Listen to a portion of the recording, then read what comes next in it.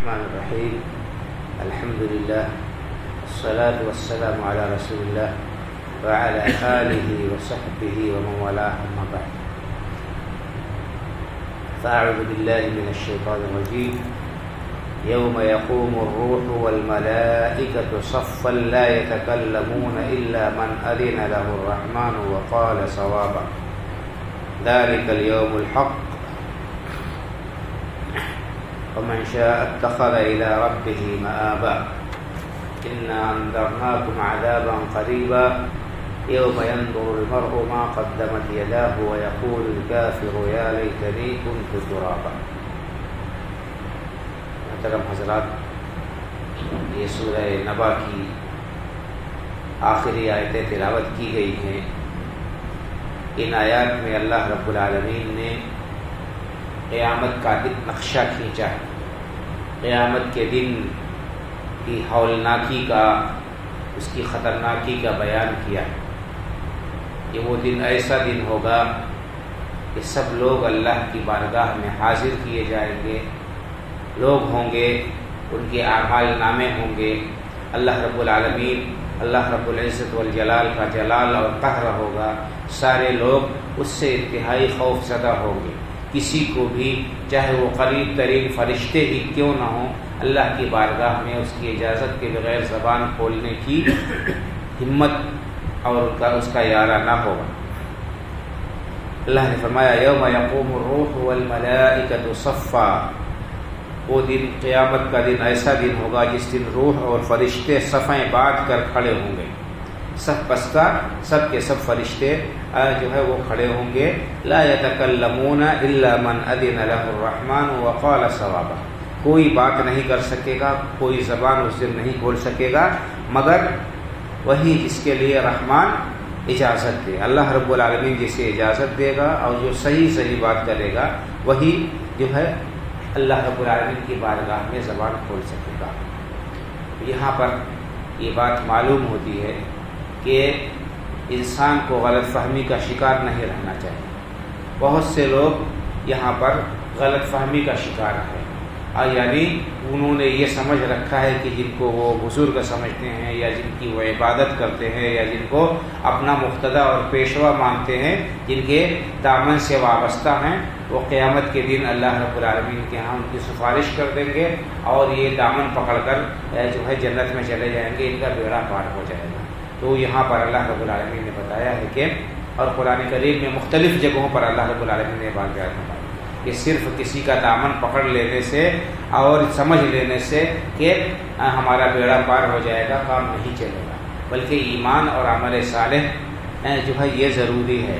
وہ دن ایسا دن ہوگا، ایسا ہولناک دن ہوگا کہ کسی کو بھی اللہ کی اجازت کے بغیر کسی کے سلسلے میں زبان کھولنے کی ہمت نہیں ہوگی. اللہ رب العالمین نے مختلف صورتوں میں یہ بات بتائی ہے. آیت الکرسی ہم پڑھتے ہیں، اس میں بھی اللہ رب العالمین نے اس بات کو بتایا ہے. من ذا الذی یشفع عنده الا باذنہ. کون ہے وہ ہستی جو اللہ کی بارگاہ میں اس کی اجازت کے بغیر سفارش کر سکے، زبان کھول سکے. اور فرمایا ولا یشفعون الا لمن ارتضی. اللہ رب العالمین جن کو سفارش کرنے کی اجازت دیں گے وہ وہی زبان کھولیں گے، اور جس کے بارے میں اجازت دیں گے وہی زبان کھولیں گے. یعنی دو باتیں، ہر شخص کوئی کسی کی بھی سفارش نہیں کر سکتا، ہر شخص سفارش نہیں کر سکتا اور ہر شخص کے بارے میں سفارش نہیں کر سکتا. دونوں باتیں.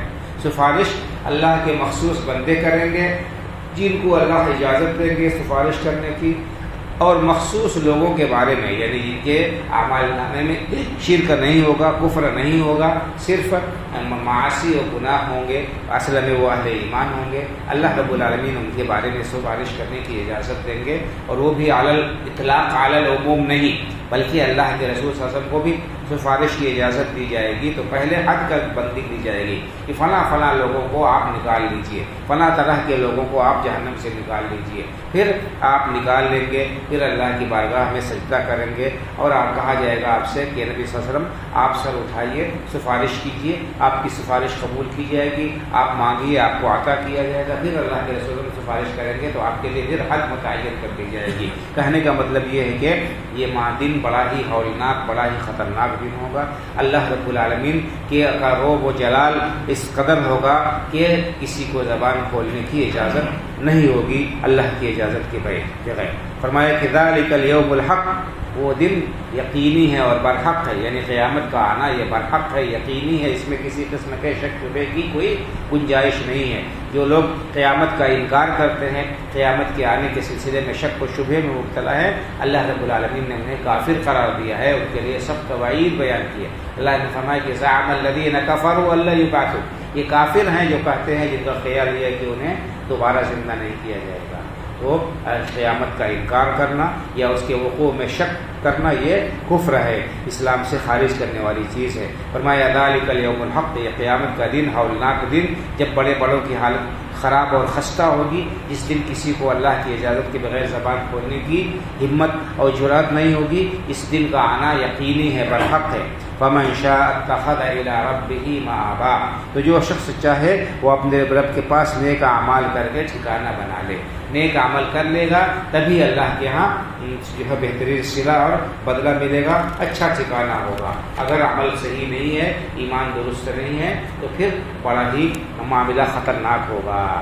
فرمایا انا انذرناکم عذابا قریبا، اللہ نے پھر تنبیہ کرتے ہوئے کہا کہ ہم تمہیں قریب کے عذاب سے ڈرا رہے ہیں، قیامت قریب ہے، کل آت قریب، جو ابھی آنے والی چیز ہے وہ قریب ہے۔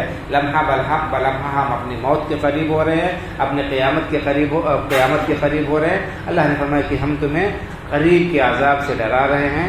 یوم ینظر المرء ما قدمت یدہ، وہ دن جس دن انسان نے جو کچھ بھی کیا ہے، اس کے ہاتھوں نے جو کچھ بھی کمایا ہے، سب اس کے نگاہوں کے سامنے آ جائے گا، اور اللہ رب العالمین کہہ دے گا اقرأ کتابک کفی بنفسک اليوم علیک حسیبا، اے بندے تو اپنا اعمال نامہ پڑھ لے، تیرا یہ اعمال نامہ ہے، اس میں چھوٹے بڑے تیرے سارے کے سارے اعمال درج ہیں، تو خود پڑھ کے فیصلہ کر لے کہ تیرا انجام کیا ہونا چاہیے اور تو نے کس قسم کا عمل کیا ہے، تجھے کیسا بدلہ ملنا چاہیے۔ اللہ نے فرمایا یوم ینظر المرء ما قدمت یدہ، کہ اس دن انسان نے جو کچھ بھی کیا ہوگا اس کو دیکھ لے گا۔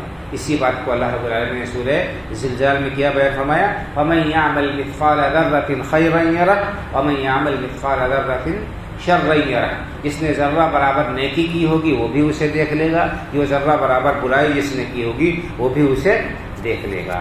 یہ اللہ نے فرمایا کہ جو کچھ بھی انسان نے کیا ہے سب اس کے سامنے ہوگا، سب ریکارڈ ہو رہا ہے، سب اس کے سامنے پیش کیا جائے گا۔ وَيَقُولُ الْكَافِرُ يَا لَيْتَنِي كُنتُ تُرَابًا، اس دن کافر کہے گا کہ کاش کہ میں مٹی ہو جاتا، کاش کہ میں فنا ہو جاتا۔ اس دن کاش کے کام نہیں آئے گا۔ یہ دنیا کی زندگی ہے، یہ مہلت جو ملی ہوئی ہے، اس مہلت کو انسان غنیمت سمجھ لے، اس سے فائدہ اٹھا لے، اور اس میں نیک اعمال کر کے قیامت کے لیے ذات راہ و توشہ جمع کر لے، اللہ رب العالمین کو خوش کرنے والے کام کر لے، تو یہ اس کی عقل مندی ہے اور اسی میں اس کا فائدہ ہے۔ ٹال مٹول کرتا رہا اور بدعملی میں مبتلا رہا، اس غفلت میں پڑا رہا، آنکھ بند ہو جائے گی، اور اس کے بعد جب فرشتے آ جائیں گے سرہانے، اس وقت وہ کہے گا کہ اللہ رب العالمین مجھے مہلت دے دے، میں نیک عمل کر لوں۔ تو دنیا میں بھی اس کی یہ آرزو کام نہیں آئے گی، اور آخرت میں بھی مرنے کے بعد جب قیامت کا دن ہوگا، حساب کتاب ہوگا، جنت جہنم قریب کر دی جائے گی، اس دن بھی اس کی آرزو اور اس کی تمنا اس کے کام نہیں آئے گی۔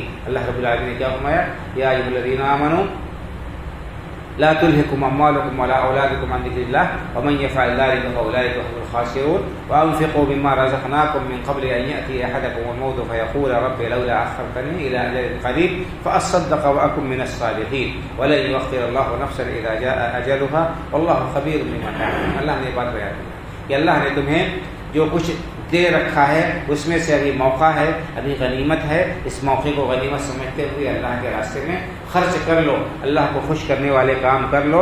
ایسا نہ ہو کہ موت کا فرشتہ تمہارے سرہانے آ کر کھڑا ہو جائے اور تم کہو کہ رب لولا اخرتنی الی اجل قریب، یا اللہ تھوڑی سی اور مہلت دے دے، فاصدق واکن من الصالحین، تاکہ میں کچھ صدقہ و خیرات کر لوں اور جو ہے نیک لوگوں میں سے ہو جاؤں۔ تو اس وقت اللہ رب العالمین تمہاری اس عارضوں کو پوری نہیں کرے گا، ڈھیل نہیں دے گا۔ ولا یؤخر اللہ نفسا اذا جاء اجلها، کسی بھی نفس کا جب وقت مقررہ آ جائے گا تو اسے مہلت نہیں ملے گی، نہ دنیا میں مہلت ملے گی، جب دنیا میں مہلت نہیں ملے گی تو آخرت میں بدل اولا مہلت نہیں ملے گی۔ تو اس آرزو اور اس تمنا جس کو رد کر دیا جائے گا اس وقت کے آنے سے پہلے پہلے اگر ہم عقل مند ہیں تو ہمیں ہوشیار ہو جانا چاہیے، چوکنا ہو جانا چاہیے اور اس دن کے لیے تیاری کرنی چاہیے۔ تو یہ قرآن کریم کے اندر آخرت کا بیان اور آخرت کی ہولناکی کا تذکرہ جگہ جگہ کیا گیا ہے، تاکہ ہم جو غفلت میں پڑے ہوئے ہیں غفلت کے پردے چاک ہو جائے، ہم اس دن کے لیے جو ہے بیدار ہو جائیں، اس دن کے لیے تیاری کریں۔ لیکن افسوس یہ ہے کہ ہم قرآن کریم کو یا تو پڑھتے نہیں ہیں، پڑھتے ہیں تو سمجھنے کی کوشش نہیں کرتے ہیں، اس وجہ سے یہ سارے بیانات ہمارے دلوں پر اثر انداز نہیں ہوتے ہیں۔ اگر واقعی ہم قرآن کریم کو سمجھ کر پڑھتے، ہمارے دل متاثر ہوتے، ہمارے دلوں پر اثر ہوتا اور ہماری حالت کچھ اور ہوتی۔ اللہ رب العالمین ہمیں قرآن کریم کو سمجھ کر پڑھنے، اس سے عبرت اور نصیحت حاصل کرنے، اس کے مطابق عمل کرنے کی توفیق عطا فرمائے۔ اللہ تعالیٰ آخرت کے لیے تیاری کرنے کا جو موقع ملا ہے اس سے بھرپور فائدہ اٹھا کر زیادہ سے زیادہ اعمال صالحہ کرنے کی توفیق سے نوازے، اسلام پر زندہ رکھے، ایمان پر ہمارا خاتمہ ہو، آمین۔ وآخر دعوانا ان الحمد للہ رب العالمین وصلی اللہ علی نبینا محمد وعلی آلہ وصحبہ اجمعین۔ السلام علیکم ورحمۃ اللہ وبرکاتہ۔